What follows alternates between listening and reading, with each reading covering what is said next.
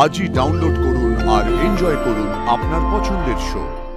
আমি তোমার মনের জোরের কাছে হেরে গেছি, তোমার জেদের কাছে হেরে গেছি। এবার আমি আর কোনো অজুহাত দেব না, আমি আমার মনের কথা বলবো। বাবা, এটা চলতে পারে না ওকে। তুমি কি আমার উপরে রেগে আছো? আমার দুশ্চিন্তা হচ্ছিল, অনেক কিছু ভাবছিলাম আমি। তুমি আমাকে ভরসা করো না? আচ্ছা, আমার কি তোর বাবা হয়ে এইটুকুনি করার অধিকার নেই? কোনোদিন তোকে কোনো কিছুতে আটকায়নি, বাধা দিইনি। এখন তোকে নিয়ে আমার দুশ্চিন্তা হয়, দুশ্চিন্তা হচ্ছে। বাবা, আমি তোমাকে বলছি, তুমি বিশ্বাস করো, আমি ভালোভাবে পরীক্ষা দেব, খুব ভালো রেজাল্ট হবে। তোর পরীক্ষা নিয়ে আমি চিন্তা করছি না রে মা। আর আরো অনেক কিছু চিন্তা আমার বুকের উপরে চেপে বসছে। তুই হয়তো বলবি যে বাবা চিন্তা করো না, কিন্তু চিন্তা হয় অপু, চিন্তা হয়।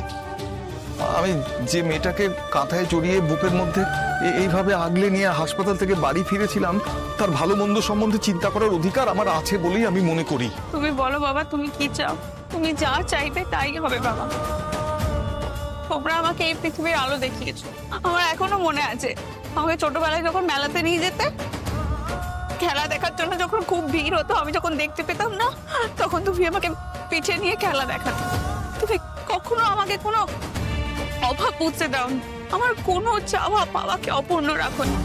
তোমার মনে আছে বাবা, স্কুল থেকে একবার সে এক্সকারশনে নিয়ে গেছিল, তুমি নিজের প্রিয় ঘড়িটা বিক্রি করে আমাকে পাঠিয়েছে। তুমি বলেছিলে আমার মেয়ে প্রথমবার সমুদ্র দেখতে। হার থেকে বড় আনন্দ আমার আর কি হতে পারে? আমি ছোট ছিলাম বাবা, তখন তো বুঝতাম না অত।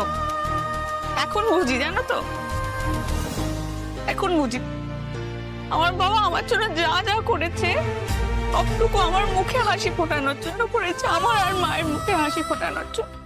তাই বাবা, যে সিদ্ধান্ত নেবে আমি সেটা মাথা পেতে নেব। তাহলে মারে, এই বাবার উপর একটু ভরসা রাখিস। আমি একটা সিদ্ধান্ত নিয়েছি রে মা। সিদ্ধান্ত? কি সিদ্ধান্ত বাবা?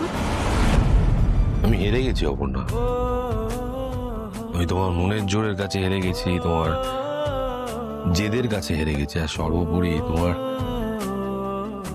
বিশ্বাসের কাছে হেরে গেছি। আমি যতই তোমার রেজাল্ট বেরোনোর অজুহাতের সময়টাকে পিছিয়ে দেওয়ার চেষ্টা করি না কেন, আমি জানি তুমি ফার্স্ট হবে আর আমাকে আমার মনের কথা বলতে হবে। ওকে, এবার আমি আর কোনো অজুহাত দেব না, আমি আমার মনের কথা বলবো। হ্যাঁ, কত হালকা টেনশন হচ্ছে।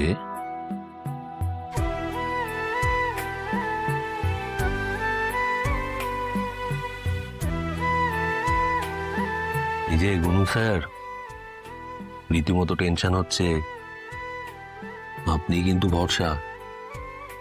হ্যাঁ, আমি এই ব্যাপারে একটু কাঁচা আছি।